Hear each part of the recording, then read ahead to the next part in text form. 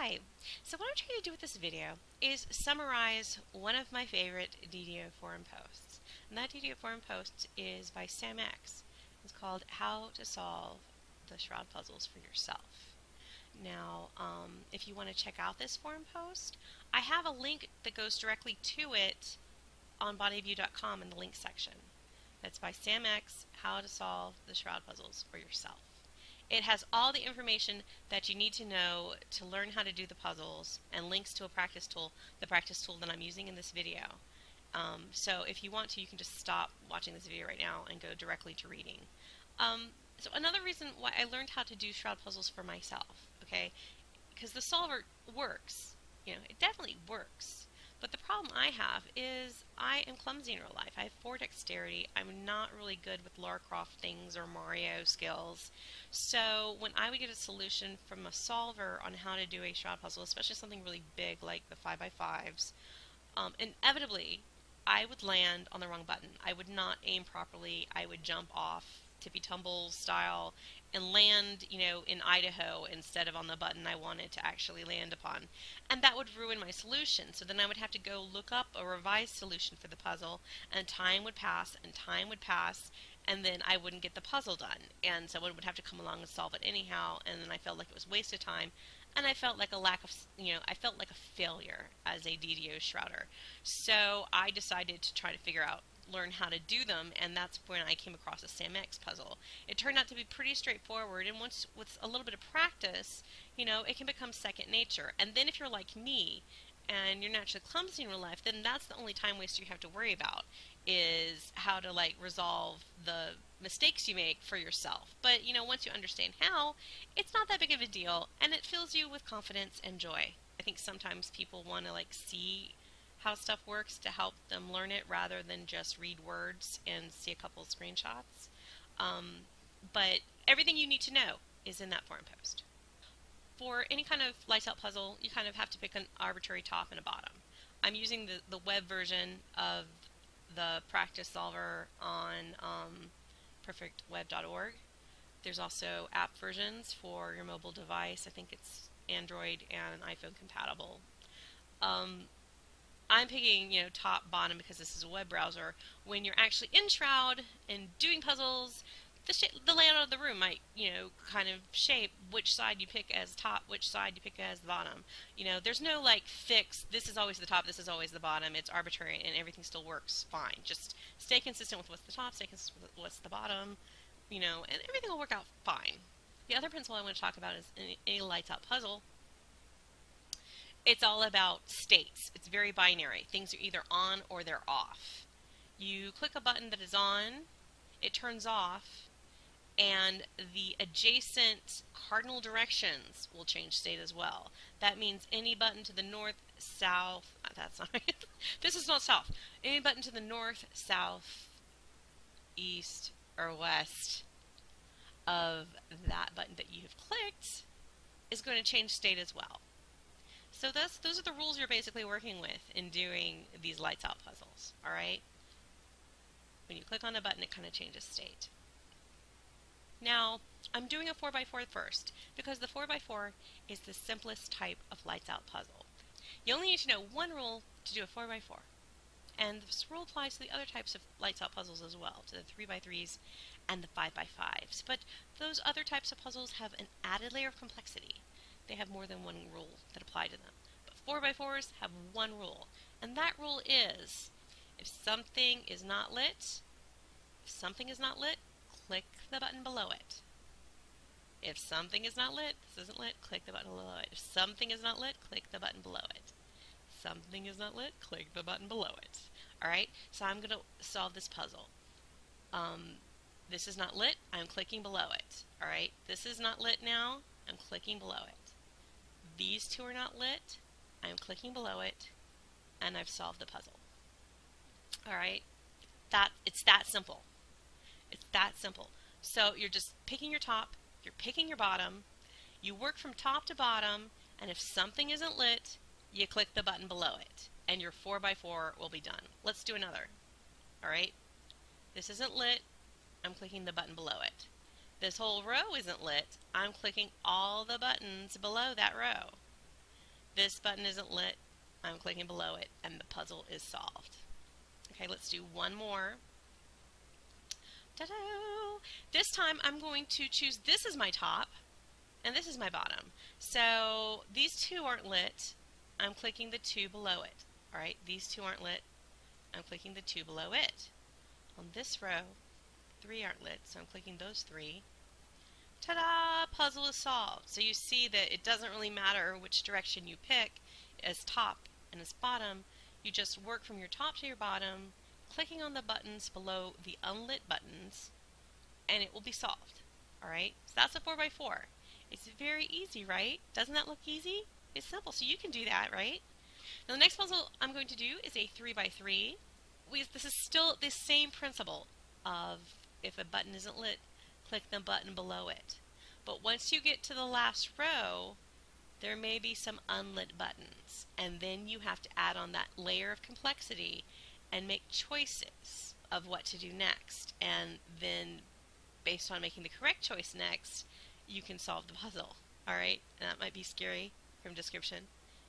Let's just try to remain calm and work our way through it. So to start this 3x3, I see the whole top row is unlit, so I'm going to click all the buttons below it. Alright? And second row, this button's unlit, this button's unlit, so I'm going to click that button, and I'm going to click that button. The rule here is we've gotten to the bottom row, it's not solved. There are unlit buttons at the bottom row. There's no row below it because it's the bottom. What do we do? Well, what we do is we kind of roll over and we start back at the top.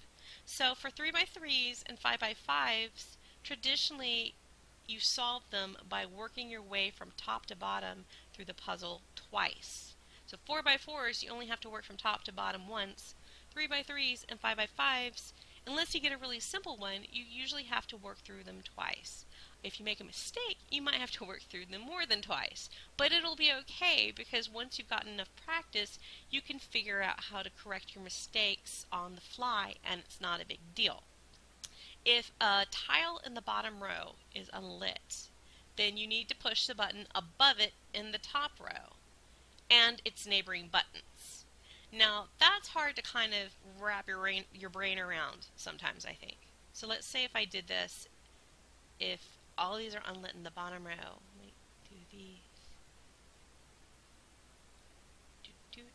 and then click this twice.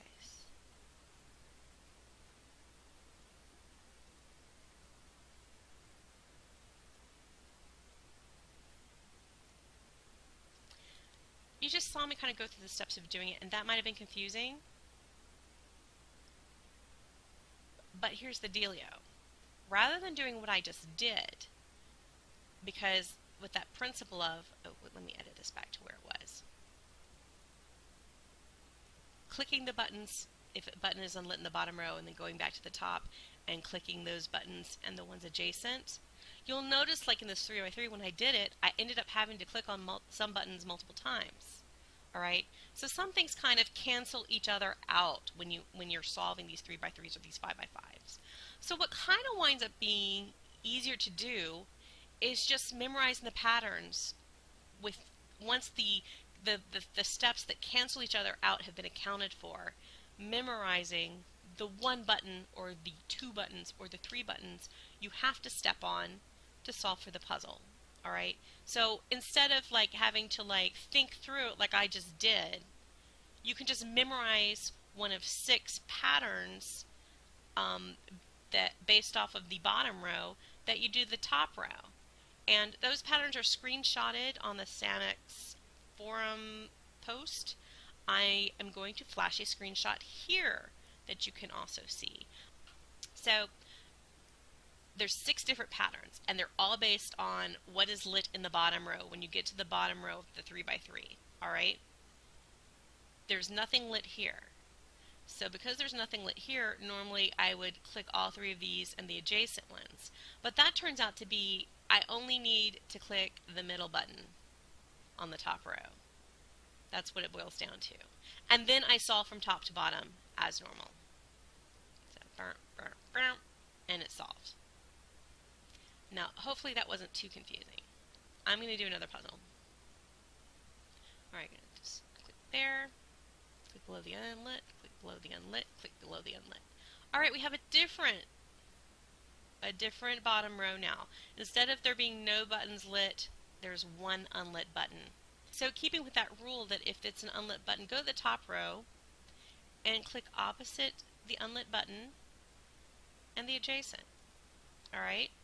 And then start working the clearing the puzzle from top to bottom, just like you did with the 4x4. Ta-da! Let's do another one. Alright, I'm working from top to bottom. Dump, dump, da! Alright, so this time we have 2 unlit buttons, 1 lit button. So if I'm going to go to the top row and I'm going to click on the ones that are opposite and adjacent, so that's 1, and then I'm going to click on the one that's opposite and adjacent. Alright, and now I'm going to solve from top to bottom. Bum, bum, bum, bum. Ta-da! It's complete. Let's do more. Let's do even more. Alright, this one's unlit, I'm clicking below it. This one's unlit, I'm clicking below it. Alright, now we have this one's unlit, these 2 are lit. Alright, so I'm going to go opposite the one that's unlit, click on it, and click the button adjacent to it in the top row. Da-da-da! Alright, now I'm going to solve it from top to bottom. Bam, bam. Alright, pretty easy, huh? I'm hoping that that looks clear what is going on, what I'm doing to solve for that. Alright, so what we haven't hit yet is if only the middle is unlit.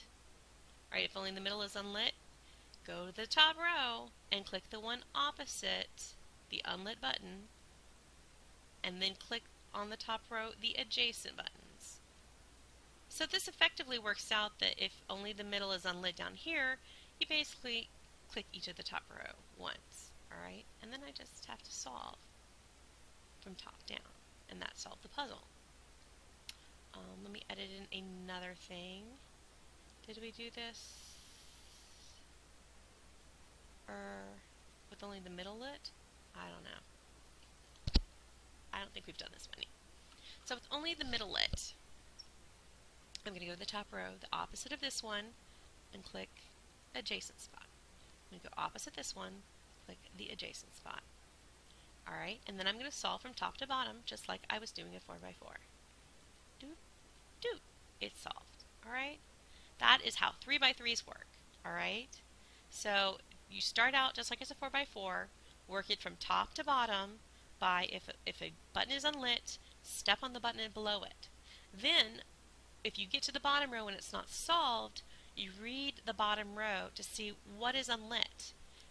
And then you go to the top row, step on the buttons that are opposite the unlit buttons, and then the button adjacent to it, any buttons that are adjacent to it on the top row only. Alright? And once you've done that, then you work through it just like it's a 4x4 again from top to bottom. And that should solve your puzzle. Let's go into the last version, the 5x5s, the scariest of the scary. Okay, I'm going to start working it from top to bottom, just like it's a 4x4, just like it's a 3x3, the first step. So these 4 are unlit, I'm going to click below it. These 3 are unlit, I'm going to click below them. These 3, let's click below those. This one, and this one. Alright, now, once you get to the bottom row of a 5x5, you get to do something really neat, which is you get to kind of treat it like it's a 3x3. And what that means is, at this point when you're making decision to evaluate your bottom row, you only look at the left 3 buttons. You can ignore these buttons, alright? You only have to look at these 3, and you interpret these 3 buttons just as if you were doing a 3x3, and you interpret the pattern of what you need to click in these 3 buttons, and then you solve the puzzle. Alright? So this 5x5 works pretty much exactly like a 3x3. It's just when you get to this bottom row, don't pay attention to these 2 squares. When you're looking at the top row, don't pay attention to these two squares when you get to this point. Alright? So since none of these three are lit, I'm going to go opposite this one and click the adjacent. Go opposite this one, click the adjacent ones to that, and then go opposite this one, click the adjacent ones. Alright? And when I say the adjacent one, I meant only this one. Remember, these two don't exist when we're doing this portion of it, okay? And then solve from top to bottom, just like as if you were doing a 4x4. Alright? It's that simple. So these three are unlit. I'm going to click below them. This is unlit. I'm going to click below that. These are unlit. These. And then here. And it's solved. Now look, it does take a lot more steps when you're doing a 5x5 because you just have to traverse more rows. But it's the same principle as a 3x3. So if you get comfortable with doing a 3x3, you are almost there. You're practically able to do a 5x5. In fact, you should be able to work your way through a 5x5 with a fair amount of confidence if you understand how to do a 3x3. Let's do another 5x5. Alright, I'm going to start out working my way from top to bottom just as if we were doing a 4x4.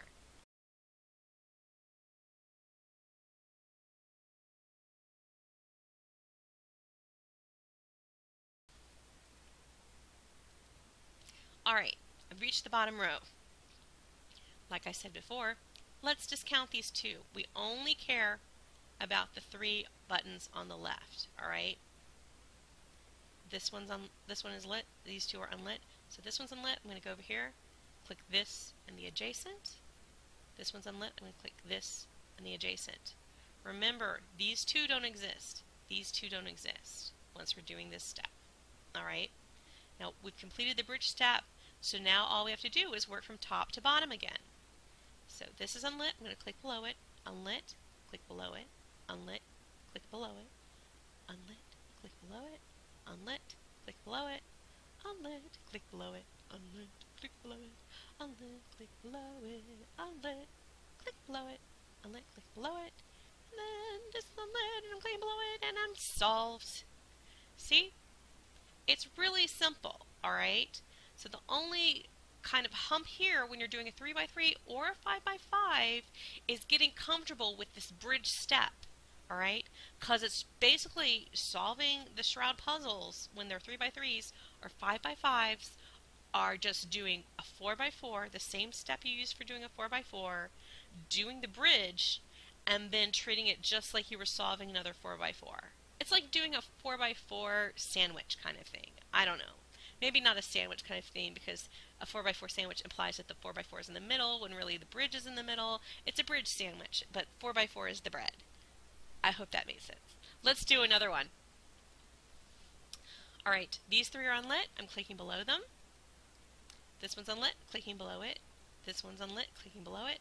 This one's unlit, clicking below it. This one's unlit, clicking below it. So, once we get to the bottom row, we're ignoring these two. So we're only looking at these three. Only the middle is lit. This one's unlit.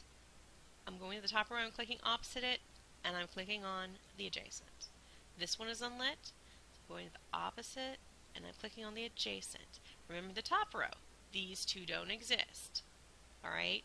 During the bridge step, these two rows do not exist. Now that I'm done with the bridge step, I'm going to work from top to bottom again. Alright? If it's unlit, I'm clicking below it. Unlit, I'm clicking below it. Unlit, I'm clicking below it. And so forth. Ta-da! Alright, let's do one more.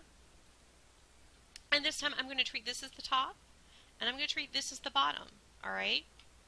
So I'm going to work, first step, work from top to bottom. If something's unlit, click below it.